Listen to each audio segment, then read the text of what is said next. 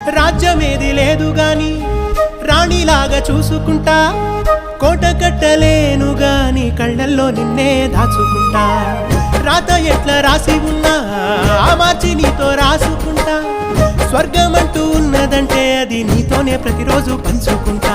నిన్ను గన్న మీ నాన్న కన్నా అల్లారు ముద్దుగా సాదుకుంటా. నీకు కోపం వస్తే కొంత దూరం ఉంటా, నువ్వు గీత గీస్తే నేను దాటనంటా.